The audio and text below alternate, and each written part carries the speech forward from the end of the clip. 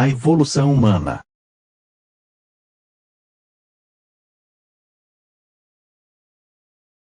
A teoria da evolução afirma que é o ambiente, por meio de seleção natural, que determina a importância das características do indivíduo ou de suas variações, e os organismos mais bem adaptados a esse ambiente têm maiores chances de sobrevivência, deixando um número maior de descendentes.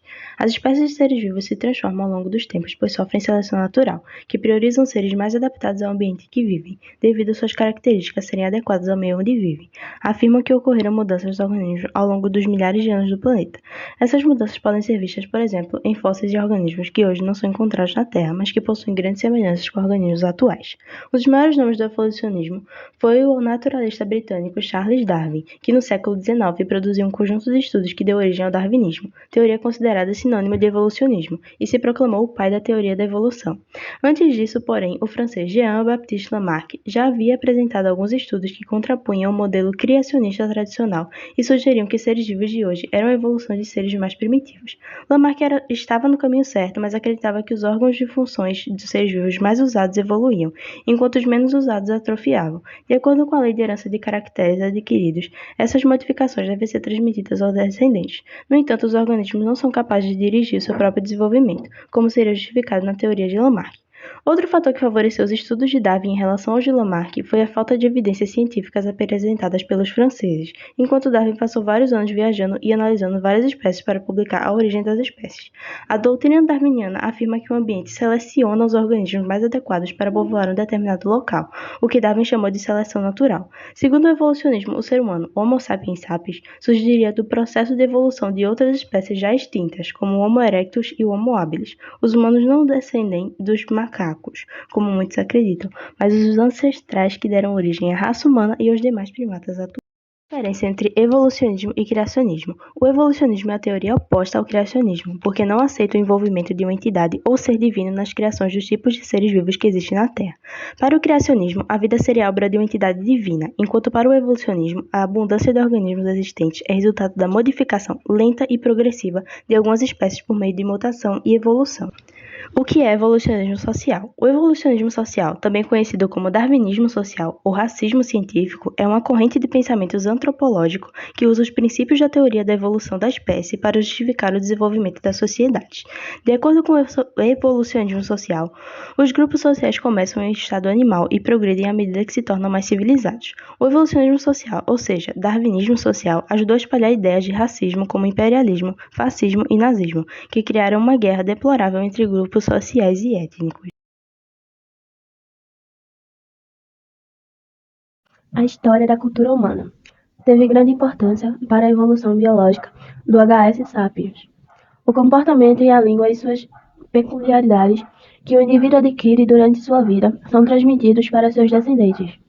Algumas características culturais têm suas frequências aumentadas, não somente devido à transmissão cultural, mas porque elas influenciam no crescimento e dispersão da população.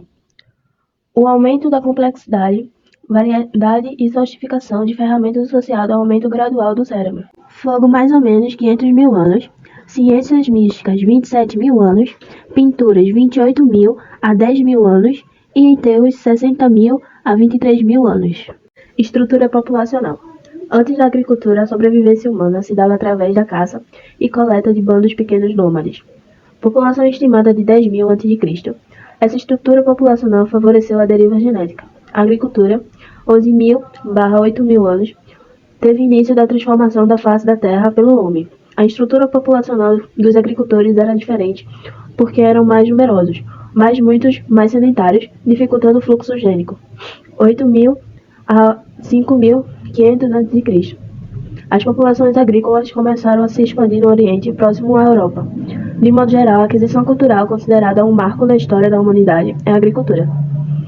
Os últimos 10 mil anos de condições climáticas atuais são apenas a última de uma dúzia ou mais fases que interromperam a Idade do Gelo. Esse período testemunhou a explosão sem precedentes de números de seres humanos e sua influência no mundo. Cerca de 8 mil a.C. a 3 mil a.C. existiu apenas um pequeno grupo de caçadores-coletores, pois o estilo de vida era ligeiramente diferente de seus precedentes, até 1000 anos atrás. No entanto, nos próximos 2000 anos, grandes aldeias surgiram em algumas áreas.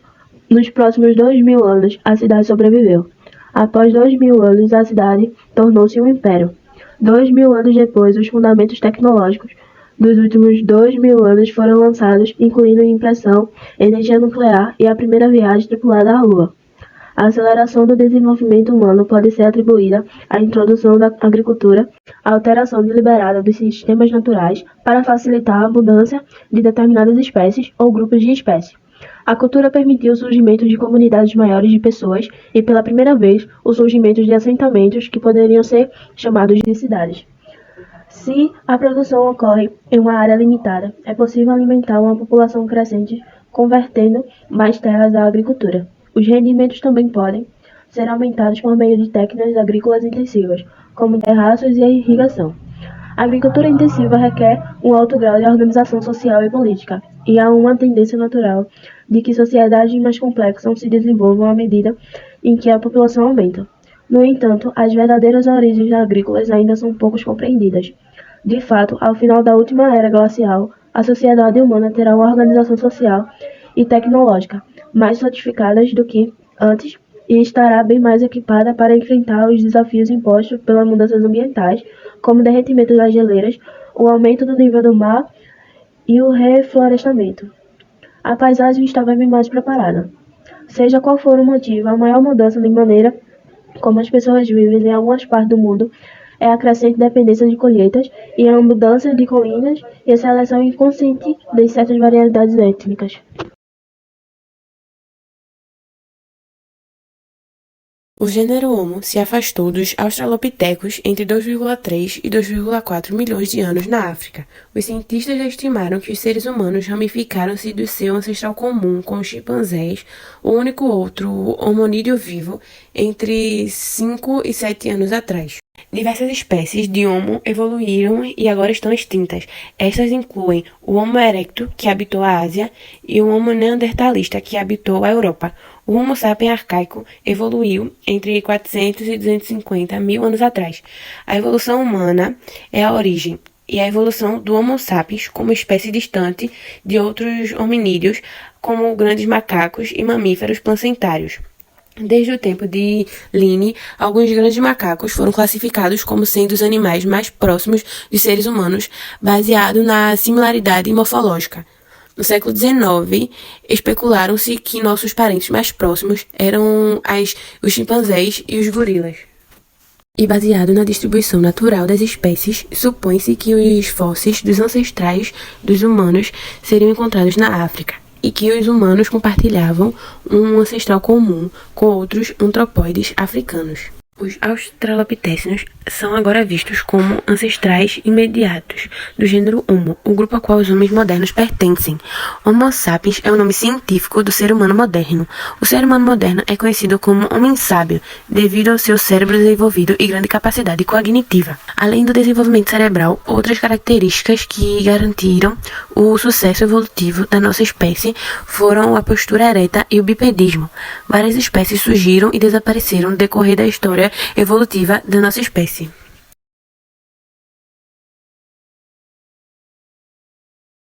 Espécie humana.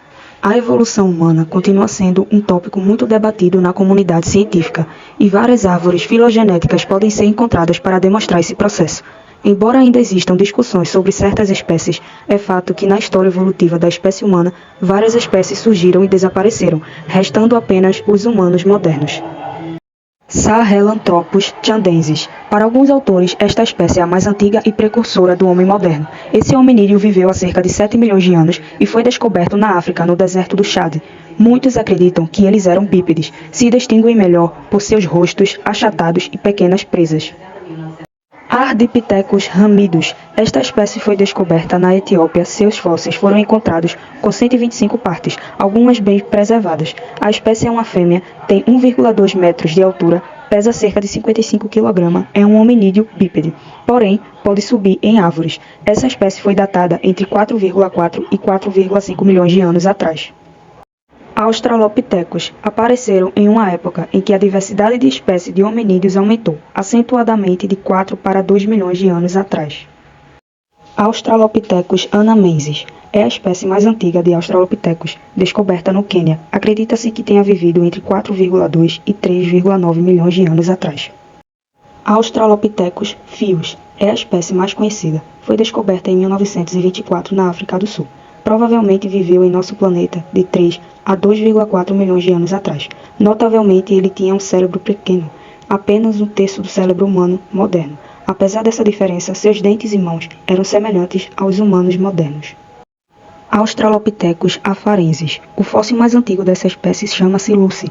Tem 3,2 milhões de anos e é uma mulher de cerca de 1 metro de altura, bípede, e tinha um cérebro pequeno, maior que uma bola de tênis. O volume do cérebro desta espécie é cerca de 400 centímetros cúbicos, enquanto o dos humanos modernos é de 1.400 centímetros cúbicos. Homo habilis. Seu nome científico é associado à capacidade de fabricar ferramentas, pois foi encontrado próximo a seus fósseis. É o primeiro representante do gênero Homo. Este hominídeo tinha um crânio maior que a dos australoficínios, assim como uma mandíbula mais curta. Datam de cerca de 2,4 a 1,6 milhões de anos. Homo ergaster. Esta espécie se distingue por um volume de crânio ainda maior que a do Homo habilis, que tem um volume de cerca de 900 centímetros cúbicos, enquanto o Homo habilis tem 600 a 750 centímetros cúbicos. Essa espécie podia caminhar longas distâncias, usar ferramentas sofisticadas. O Homo ergaster é considerado como um membro primitivo da espécie Homo erectus. Homo erectus, nativo da África, onde viveu de 2 milhões a 400 mil anos atrás, se distingue por sua capacidade de migração. Homo neanderthalensis. Esta espécie foi descoberta em 1856, quando fósseis datados de 40 mil anos foram encontrados em uma caverna na Alemanha. Estudos mostraram que eles viveram na Europa, depois se espalharam para o Oriente, Ásia e sul da Sibéria. Esta espécie é considerada por alguns autores como subespécie do Homo sapiens e se distingue por seu cérebro bem desenvolvido e como os humanos modernos, pela forma como os mortos são enterrados. Além disso, ele também fazia ferramentas de pedra e madeira. Homo sapiens. Os primeiros fósseis dessa espécie datam de 195 mil a 160 mil anos atrás, época em que outro hominídeo ainda vivia no planeta. Alguns estudos indicam que em algum momento da nossa história puderam ser observadas cerca de 8 espécies diferentes, todas pertencentes ao gênero Homo. No entanto, ainda não está claro como o Homo sapiens se tornou a única espécie em nosso planeta. Alguns pesquisadores apontam que talvez a convivência competitiva como o Homo sapiens tenha sido uma das causas da extinção de outras espécies. Além disso, a capacidade de nossa espécie de responder de forma diferente às diferentes situações pode ter desempenhado um papel importante em nosso sucesso.